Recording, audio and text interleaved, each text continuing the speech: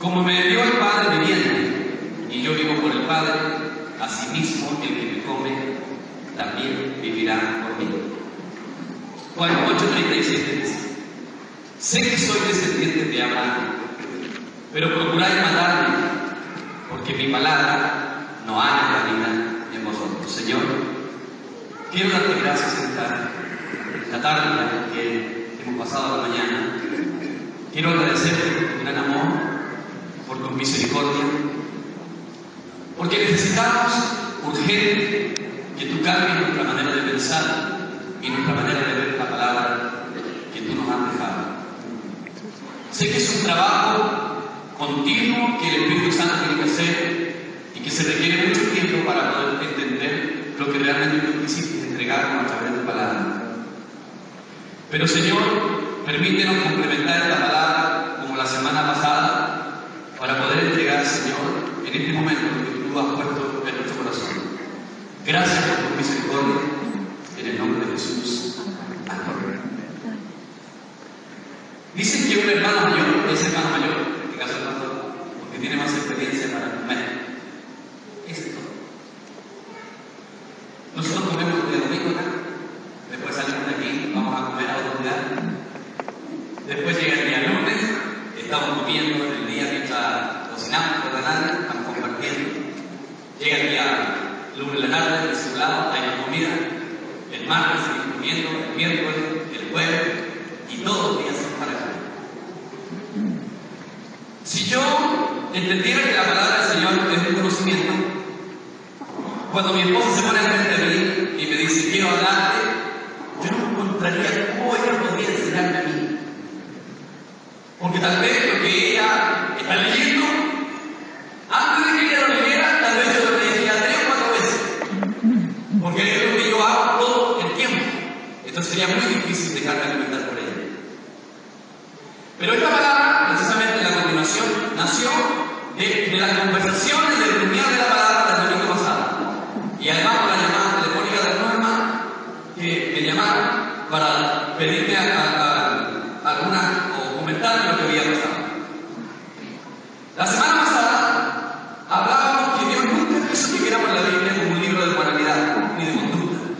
Y lo primero que vamos a leer en la mente cuando lee la Biblia es que la Biblia es un libro que nos enseña conductas y que nos enseña moralidad, formas de comportar.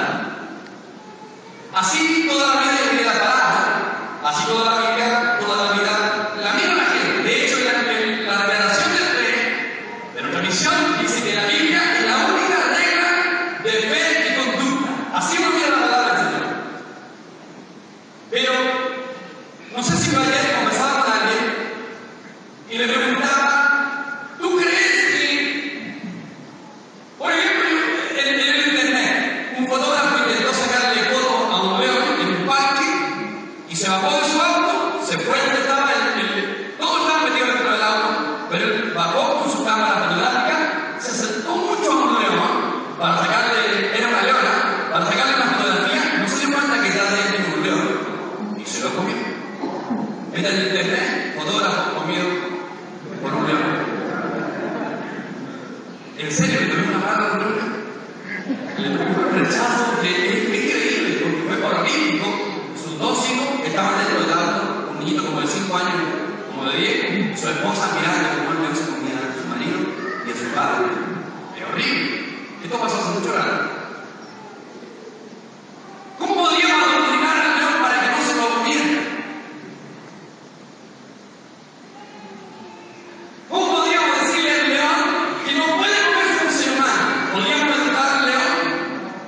No podríamos educar al león. Nunca podríamos educar. Pero si la Biblia es un libro de reglas de fe y conducta, ¿cómo podríamos educar a los hermanos a que no cometan lo que el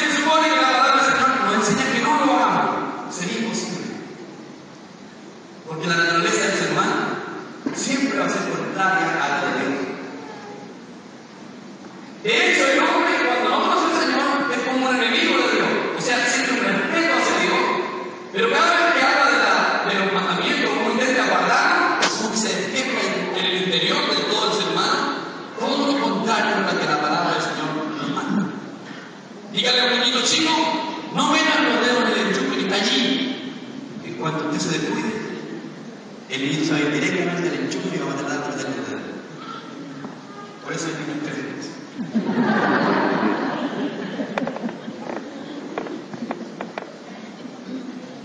También entendemos que la palabra del Señor es una comida.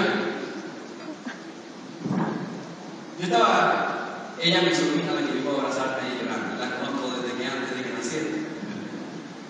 Y siempre como los primeros nietos o sobrinos, ella es una sobrina y así que la hermana Santa. Incluso nadie la tuvo tiempo cuando Santa trabajaba. La sobrina, la nieta. Sobrina. Sí, sí, la nieta. Es mi sobrina. Y entonces, siempre como que si fueran parte de uno, un poco como si fueran una hija. Entonces estaba acá. Yo en un momento le dije a ella, lo siguiente: no tienes que entender nada, solo tienes que disfrutar. No tienes que entender una cazuela cómo está hecha,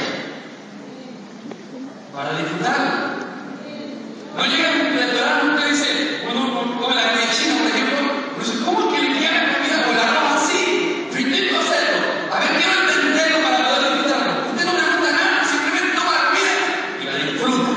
No tiene que entenderlo. Entonces, el que habla en algún momento del camino nos hizo pensar nosotros que teníamos que entender toda la Biblia y que teníamos que entender la Trinidad, por ejemplo, o que teníamos que entender algunas cosas que no las podemos entender, porque la Trinidad en realidad no la puedo entender. Dios Padre, Dios Hijo, el Espíritu Santo, los tres, y son tres personas, pero a la vez son uno. ¿Cómo puedo entender una cosa así? Que Jesucristo es Dios igual al Padre, y que el Espíritu Santo, que el primero se menciona también una persona, y donde está uno, está el otro. Por lo tanto, cuando tenemos a Cristo en el corazón o en el Espíritu Santo, lo tenemos a tres.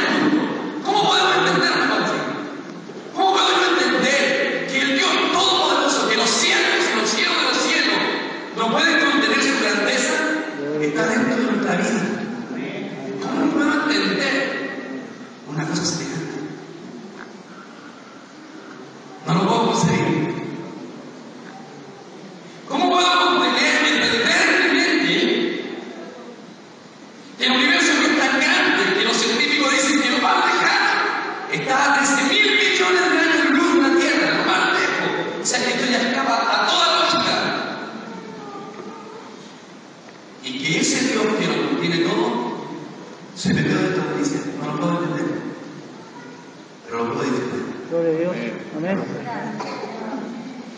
Entonces, el diablo de alguna manera ha intentado pensar que en la mente, al entenderlo, y la Biblia entera, ahora que me están enseñando esto, me estoy dando cuenta de que